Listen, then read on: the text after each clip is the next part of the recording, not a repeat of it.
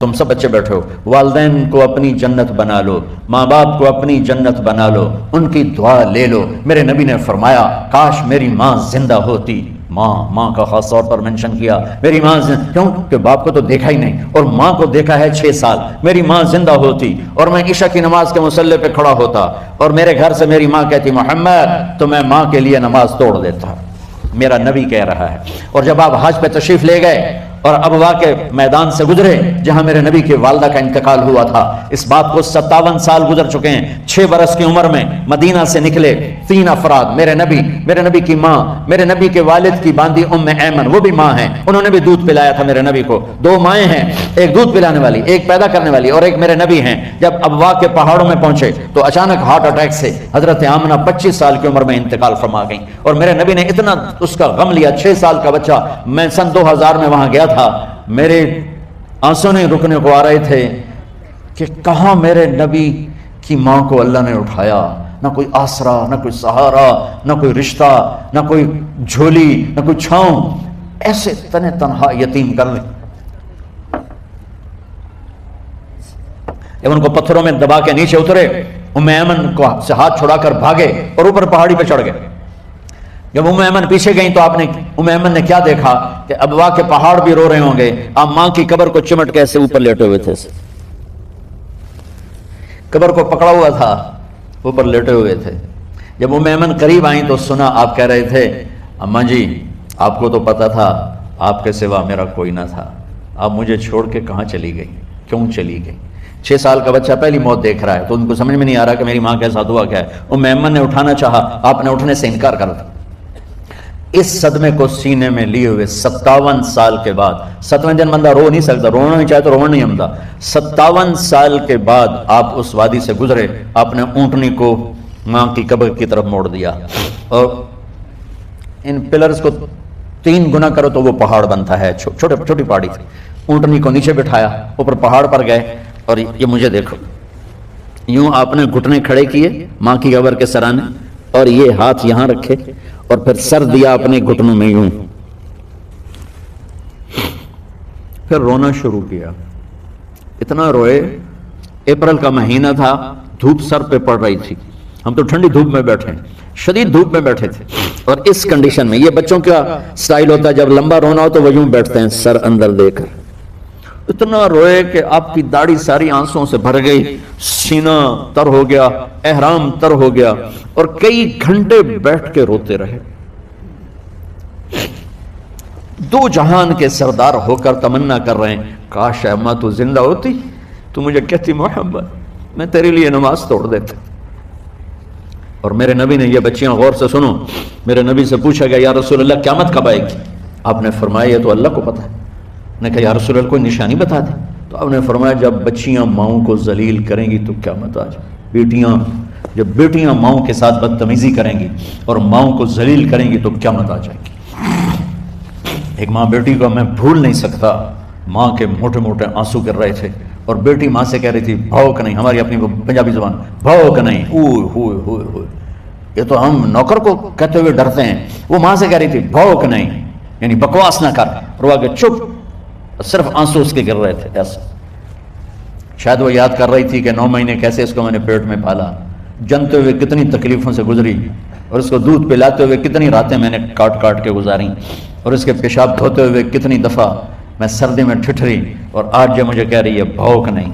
اس لیے میرے نبی نے فرمایا جس نے ماں باپ کو دکھ دیا، سنو غور سے بچوں سارے سنو، جس نے ماں باپ کو دکھ دیا اس پہ اللہ کی لعنت، اس پہ فرشتوں کی لعنت، اس پہ زمین آسمان کی لعنت، نہ ان کی نماز قبول ہے، نہ روزہ قبول ہے، نہ صدقہ قبول ہے۔ میرے نبی کی زندگی کا دوسرا روپ حقوق العباد، نماز حقوق اللہ میں آ جاتی ہے، میں حقوق العباد کی تھوڑی سی وضاحت کر رہا ہوں۔ ماں باپ زندہ ہیں تو دعا لے لو۔ والدین سے کہتا ہوں بچوں کو عزت دو، جہاں اولاد ماں باپ کے حقوق ہیں وہاں اولاد کے حقوق ہیں، اولاد کو عزت دو، اولاد کو عزت دو، اولاد کو عزت دو۔ بہت سی اولاد کی نافرمانی کا ذریعہ ماں باپ بن رہے ہیں، سختی کر کے، زبردستی کر کے، اور ٹھونس کر چیزیں نوکروں کی طرح سلوک کر کے۔ میرے نبی کے گھر میں جب بیٹی فاطمہ ملنے کے لیے آتی تھی تو میرے نبی بیٹھے نہیں رہتے تھے، جو اب چیئر پہ بیٹھے ہوئے، بی بی فاطمہ آ گئی. اب زمین پہ بیٹھے ہوئے ہیں، بیٹی آ گئی. اب چارپائی پہ لیٹے ہوئے ہیں، بیٹی آ گئی. میرے نبی کیا کرتے تھے؟ کھڑے ہو جاتے تھے، کھڑے ہو جاتے، ایک دم کھڑے ہو جاتے تھے، اور پھر کھڑے نہیں رہتے تھے، تیزی سے آگے بڑھتے تھے اور حضرت فاطمہ کا ہاتھ پکڑ لیتے. یہ والدین غور سے سنو، حضرت فاطمہ کا ہاتھ پکڑ لیتے تھے اور ہاتھ پکڑ کے مجھے دیکھو یوں بوسہ لیتے تھے، بیٹی کا بوسہ لیتے تھے. پھر ہاتھ چھوڑتے نہیں تھے، ہاتھ پکڑے پکڑے لاتے لاتے لاتے ان کو چارپائی پر پہلے بٹھاتے تھے، پھر خود بیٹھتے تھے. یہ باپ اور رسول ہو کر بیٹی کو یہ عزت دیتے تھے. پھر وہ جنت کی عورتوں کی سردار بنی، پھر وہ جنت کے سرداروں کی ماں بنی، پھر وہ اللہ کے شیر کی زوجہ بنی. تو والدین سے کہتا ہوں کہ اپنے بچوں کو عزت دو، عزت دو، عزت دو، عزت دو. پھر آپ سے زندگی کے بڑے فیصلے ہیں شادی. آپ لوگ اکٹھے پڑھتے ہو لڑکے لڑکیاں، اپنی شادی کے فیصلے خود نہ کرو، اپنے ماں باپ کے حوالے کرو. اس میں شرافت بھی ہے، اس میں برکت بھی ہے، اس میں رحمت بھی ہے، اور اس میں والدین کی دعائیں بھی ہیں. کورٹ میرج کو ہوا نہ دو. Boy friend girl friend culture ہمارا نہیں ہے. میرے نبی کے طریقے میں مرد اور عورت کا صرف نکاح سے تعلق ہے، اس کے علاوہ سب جہنم کی آگ ہے. اور والدین سے کہتا ہوں کہ اپنے بچوں سے پوچھ کے رشتے کرو، زبردستی مت کرو. میرا معاشرہ بہت سنگین قسم کے جرم کا شکار ہے، بچوں پہ مسلط کر دیتے ہیں، ایتھے ہی کرنی ہے، جٹائیں چی کرنی ہے، بٹائیں چی کرنی، پتہ نہیں آئے کتوں جٹ بٹ. چلو تم ناراض نہ ہو، راجپوتائیں چی کرنی، میں راجپوتوں میں اپنی قوم کو بھی رگڑ دیتا ہوں، راجپوتائیں چی کرنی، اگاں کرنی ہی کوئی نہیں.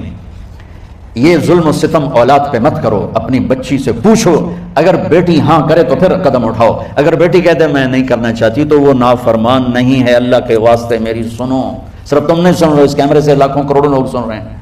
اگر بیٹا یوں کہہ دے کہ ابا میں نے یہاں شادی نہیں کرنی، میرا جی نہیں چاہتا ہے، تو وہ بیٹا نافرمان نہیں ہے، فرما بردار ہے، اس نے شریعت کا حق استعمال کیا ہے.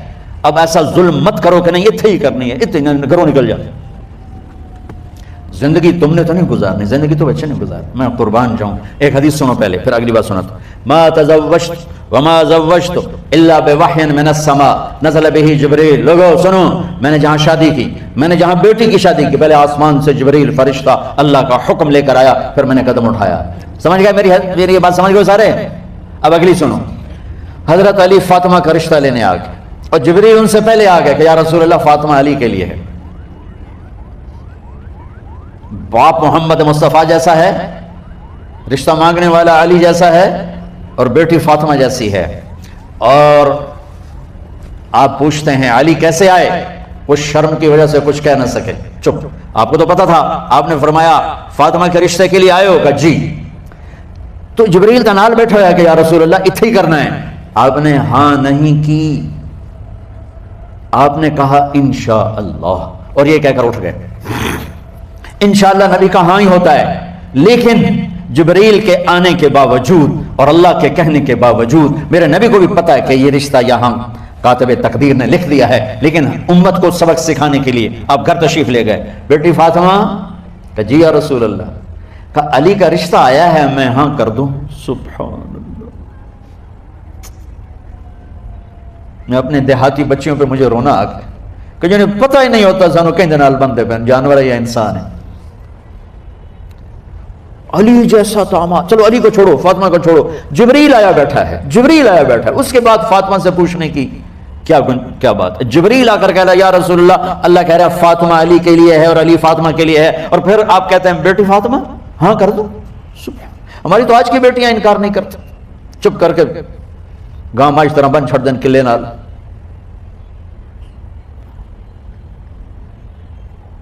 کوئی ان کے اندر کے جذبات کو سننے والا کوئی نہیں ہوتا، اپنی انانیت پر یہ فیصلے کرتے ہیں. اور میرا نبی کہہ رہا بیٹی ہاں کر دو.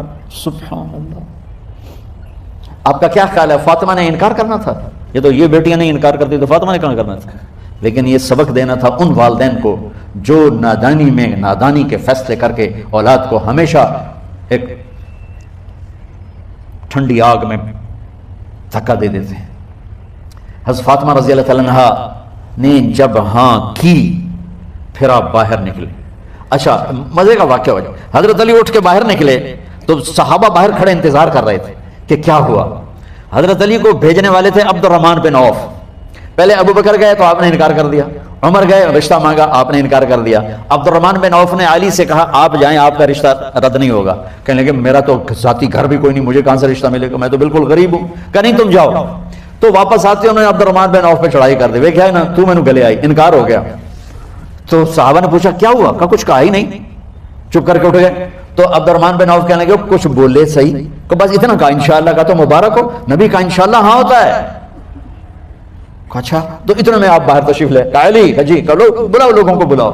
سوری مسجد بھر گئی، آپ کی سوری مسجد فل ہو گئی۔ آپ ممبر پہ کھڑے ہوئے علی کو سامنے بٹھایا، کہا لوگو یہ جبریل میرے پاس اللہ کا پیغام لائے ہیں کہ میں فاطمہ بنت محمد کا نکاح علی کے بن ابی طالب کے ساتھ کر دوں۔ پھر آپ نے خطبہ پڑھا اور کہا کہ علی ہائے ہائے ہائے، میں نے فاطمہ بنت محمد کو 400 درہم مہر کے عوض تیرے نکاح میں دیا، تو نے قبول کیا؟ حضرت علی نے زور سے نعرہ لگایا میں نے قبول کیا، اور سجدے میں چلے گئے، اللہ کا شکر کا سجدہ ادا کیا۔ پھر میرے نبی نے وہیں سارے مجمع کو شہد کا شربت پلایا اور تازہ کھجوریں کھلائیں، اور پھر جب رخصتی ہوئی تو آپ نے حضرت علی سے فرمایا کہ آپ آ کے لے جاؤ۔ پھر آپ نے حضرت ام سلمہ، حضرت حفصہ اور جناب حضرت عائشہ رضی اللہ تعالیٰ عنہ، ان تینوں کو بلا کر فرمایا تمہیں پتہ ہے نا مجھے فاطمہ سے کتنا پیار ہے، تو تم فاطمہ کو دلہن بناؤ، اس کی تیاری کرواؤ، اسے دلہن بناؤ۔ تو ان تینوں نے حضرت فاطمہ کو دلہن بنایا۔ پھر آپ نے حضرت علی کو پیغام بھجوایا، وہ تشریف لائے، اپنی اونٹنی لے کر آئے، حضرت عقیل ساتھ ہے، سلمان فارسی ساتھ ہے، اور دروازے پر اونٹنی بٹھائی، آپ علی کو اندر لے گئے اور یوں فاطمہ کا ہاتھ پکڑ کے علی کے ہاتھ میں دے کر فرمایا علی تمہیں نبی کی بیٹی مبارک۔ سبحان۔ پھر آپ نے کہا میری بیٹی فاطمہ، مجھے اپنے خاندان میں جو سب سے زیادہ محبوب تھا میں نے تیرا ہاتھ اس کے ہاتھ میں دے دیا ہے۔ والدین سے کہتا ہوں اپنے نبی کی زندگی پڑھو۔ میرا درد ہے کہ ہماری ثقافت میں اسلام داخل نہیں ہوا، ہمارے عبادت میں اسلام آ گیا، بہت سارا مجمع مرد عورتوں کا نمازی ہے، حاجی ہے، عمرے کرتے ہیں، لیکن ثقافت میں نبوت کی جھلک دکھائی دے، ثقافت میں اللہ کا نبی دکھائی دے، وہ نہیں ہے۔ زندگی بیت گئی اس انتظار میں، مدت سے لگ رہی تھی لب بام ٹک ٹکی، تھک تھک کے گر گئی نگہ انتظار آج، پتہ نہیں کب صبح ہوگی۔ چلو کہتے تو جائیں مجھے ہے اگرچہ بت ہیں جماعت کی آستینوں میں، مجھے ہے حکم اذان لا الہ الا اللہ۔ والدین کے ذمہ ہے اولاد کو عزت دینا، ان کے سب سے بڑی خواہش میں ان کا احترام کرنا کہ زندگی انہوں نے گزارنی ہے، اور آپ کے ذمہ ہے والدین کے آگے سر جھکا دینا۔ اللہ کے واسطے کورٹ میرجز اور خفیہ شادیاں یہ نہ ہماری ثقافت ہے نہ یہ انسانیت ہے، ہمیشہ دکھ دردوں میں زندگی گزرتی ہے کہ اصل زندگی تو موت کے بعد آنے والی ہے۔ تو والدین پڑھیں شریعت کو، اولاد بھی پڑھے اپنے نبی کی زندگی کو۔ ایک شخص حضرت عمر کے پاس آیا ایک بیٹے کو لے کر، کہا امیر المومنین یہ میرا بیٹا بڑا نافرمان ہے اور مجھے بہت تنگ کرتا ہے۔ حضرت عمر کے پاس لاٹھی ہوتی تو انہوں نے یوں اٹھائی، وہ کہنے لگا حضور معافی دیا جائے، ایک میری گل سن لو۔ آپ نے فرمایا کیا؟ کہنے لگا ماں پیو دے بڑے حق ہیں، بالکل ٹھیک ہے، پر کوئی ساڈا حق بھی ہے ماں پیو دے؟ آپ نے کہا ہاں۔ ہاں کہنے لگے ذرا وہ بتا دیں۔ کہا پہلا حق ہے اچھی ماں تلاش کرے، نیک عورت تلاش کرے، دوسرا حق یہ ہے نام اچھا رکھے، تیسرا حق یہ ہے اس کو قرآن کی تعلیم دے۔ کہا جی پھر سن لو حضرت جی، ایسا میرے پیو کو پوچھو حبشی عورت نال شادی کر کے مینوں حبشی ماں دیتی، انہوں کوئی عرب ماں ہی نہیں لتی، میرا پہلا حق اس مارے ہے۔ دوسرا سن لو اس نے میرا نام جولان رکھا ہے، جولان گندگی کے کیڑے کو کہتے ہیں، اس نے میرا نام جولان رکھا ہے۔ اور تری سن لو اس آج تے مینوں قرآن دی شکل نہیں دکھائی، حضرت عمر وہی سوٹا وہ سر تے پھیر دے گا، پہلے تیری مالش کرا پھر ایدی کر سکتا۔